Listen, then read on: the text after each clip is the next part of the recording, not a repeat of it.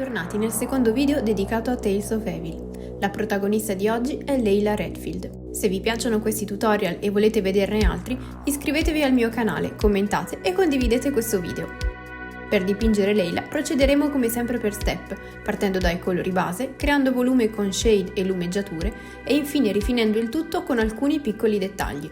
Detto questo, cominciamo subito!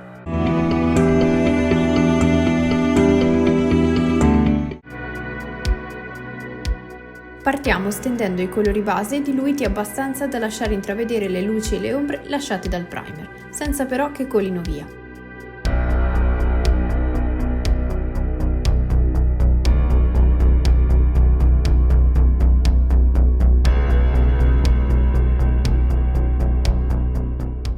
Anche Layla, come Daphne, ha uno schema cromatico piuttosto semplice e per questo sarà importante valorizzarne lo stile e il carisma.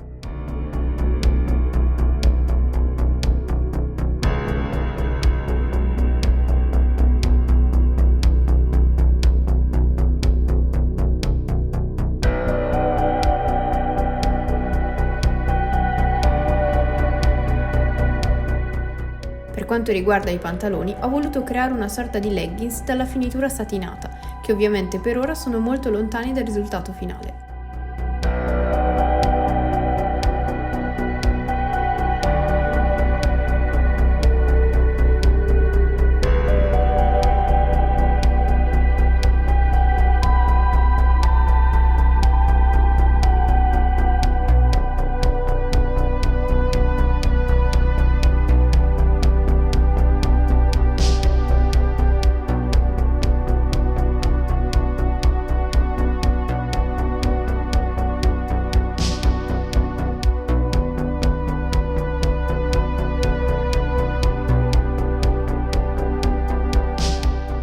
Pur trattandosi ancora dai colori base, ho voluto già definire dove si troveranno alcuni dettagli che daranno quel tocco in più, ovvero stringhe, calzini e altri piccoli dettagli delle scarpe. In questo modo si creeranno ombre e luci grazie allo shade. Dovremo solo metterne in risalto alcuni punti specifici, ma saranno già ben integrati con il resto.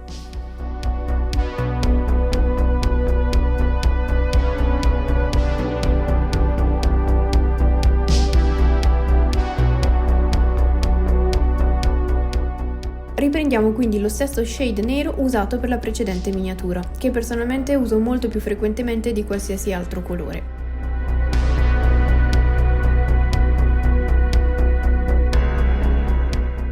Solo quando sarà perfettamente asciutto potremo passare ad arricchire la miniatura con lumeggiature e ombre. Partiamo quindi schiarendo alcune zone della pelle con il colore che abbiamo già usato prima, illuminando la parte alta delle braccia e le zone più sporgenti del viso. Ovviamente la visiera del cappellino che le copre parte del volto fa sì che solo alcune zone possano essere colpite dalla luce. Per un risultato credibile è quindi importante valutare bene dove finirebbe la luce e illuminare solo queste zone, oltre ovviamente a rispettare i volumi del viso stesso.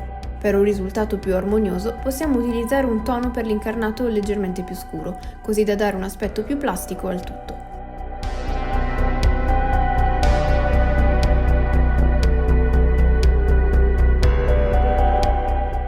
Come già abbiamo visto in precedenza, e come useremo poi anche per altre parti del vestiario, è utile creare un tono intermedio tra i due usati prima, miscelandoli, o semplicemente usando una versione leggermente più diluita di quello scuro per camuffare lo stacco tra i colori. Passiamo quindi a creare interessanti giochi di volume anche sulla maglia, usando uno dei colori che in generale mi piace di più usare, ovvero il rosso. Lo shade nero sulla maglia rossa ha creato un bordeaux scuro che è perfetto per le ombre di questo indumento. Per questo, usando il rosso di partenza, ripassiamo solo alcune zone della maglia, ovvero tutte ad eccezione delle ombre. Come conseguenza della posa di Layla, evitiamo alcune aree specifiche, come la parte centrale della schiena che risulta appunto più nascosta rispetto al resto. Prima di cambiare colore possiamo utilizzare lo stesso per ripassare in alcuni punti per creare un mezzo tono senza grandi sforzi, anche perché proprio questo specifico rosso tende a risultare più spento una volta asciugato, quindi è bene dare più intensità in alcuni punti con una doppia passata. Ovviamente seguiamo lo stesso procedimento appena fatto anche per il cappellino e le scarpe, delle quali andranno illuminate soprattutto a punta e tallone.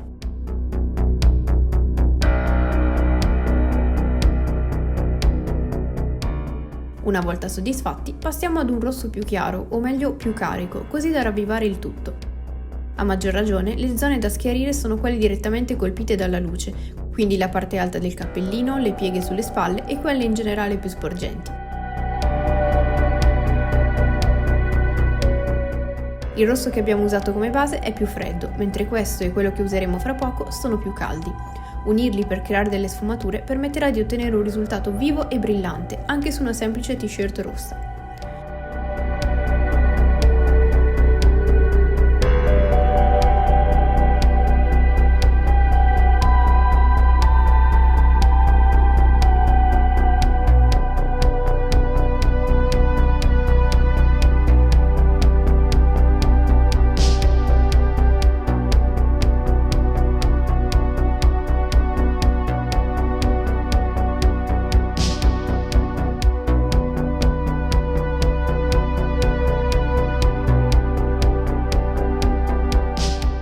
Culminiamo quindi il tutto con un rosso davvero acceso, che andrà messo solo in alcuni punti specifici per concentrarne l'attenzione.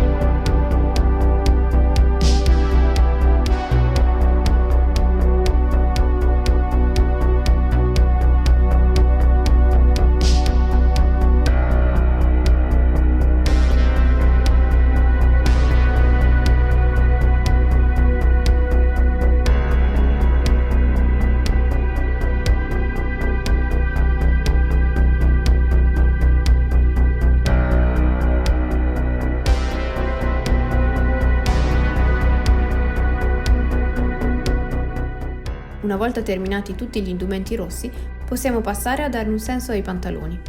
Come abbiamo già visto per Daphne, anche qui la cosa importante per ottenere un risultato credibile sarà studiare bene la posizione delle gambe e individuarne le zone che andranno in ombra.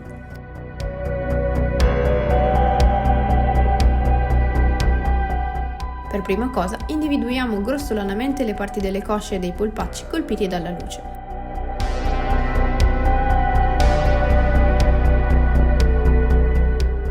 Trattandosi di pantaloni molto attillati, è importante creare degli effetti cromatici proprio per simulare il volume dei muscoli sottostanti. Spesso per schiarire il nero è meglio usare un blu spento piuttosto che un grigio, così da dare un risultato più interessante e meno banale.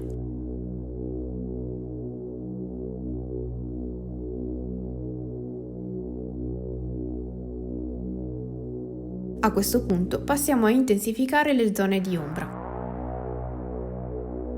Senza timore scuriamo gran parte dei pantaloni, così da concentrare l'attenzione solamente sui volumi appena creati, finché non otteniamo un risultato che ci convince del tutto.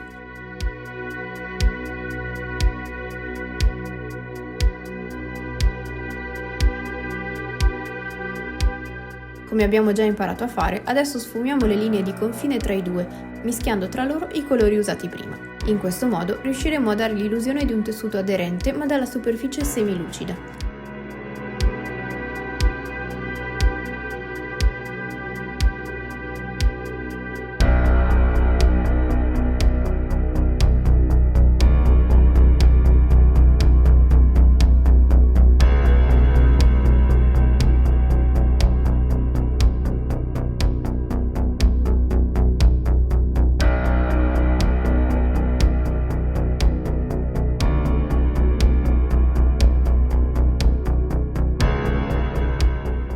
Per arricchirli un po' possiamo anche decidere di aggiungere qualche piccolo dettaglio, unendo del bianco sempre al blu di partenza. Con questo colore ho deciso di creare una sorta di piccolo risvolto nella parte finale e ne ho approfittato per fare un sottile profilo sulla visiera del cappellino.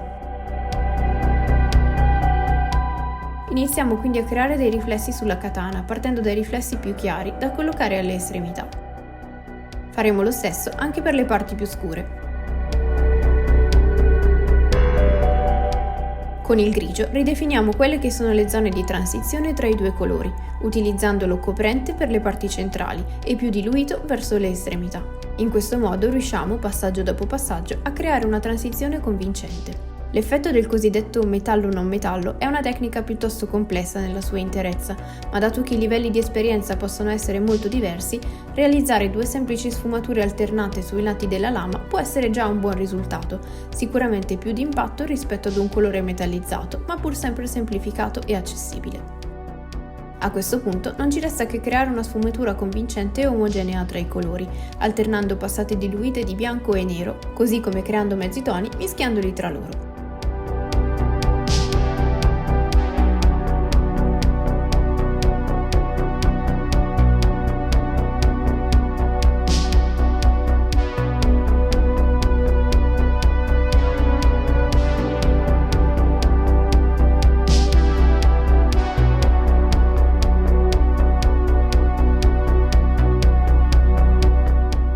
Una volta ottenuto un risultato che ci soddisfa, passiamo un leggero velo del blu che abbiamo già sulla tavolozza, per introdurre un riflesso diverso e un nuovo colore alla lama.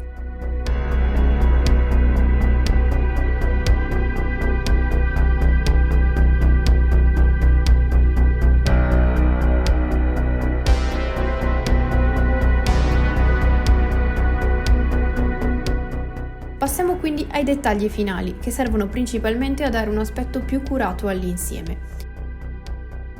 Partiamo rifinando i pantaloni, ai quali ho deciso di aggiungere una sottile linea a lato per dargli un aspetto più sportivo, utilizzando un pennello più preciso.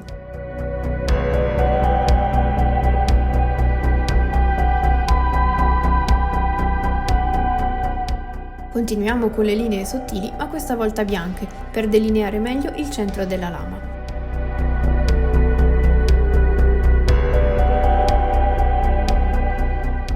Prima di rifinire stringhe e calzini, ho deciso di aggiungere sul cappellino uno di quei dettagli che probabilmente vedrò solo io e pochi altri, ovvero un paio di linee e un piccolo pallino, come a ricordare molto vagamente il simbolo di Pizza Investigation.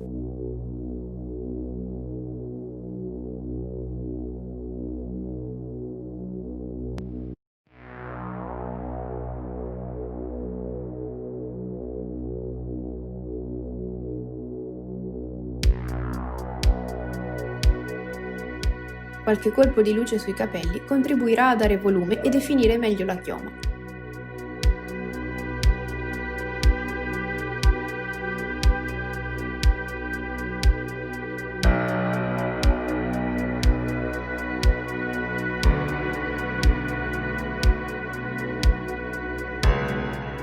Non potevano mancare infine gli occhi, seppur parzialmente nascosti dalla visiera, e qualche colpo di luce sui punti più sporgenti del viso, come il naso, le guance e le labbra, ma anche sulle parti più alte delle braccia.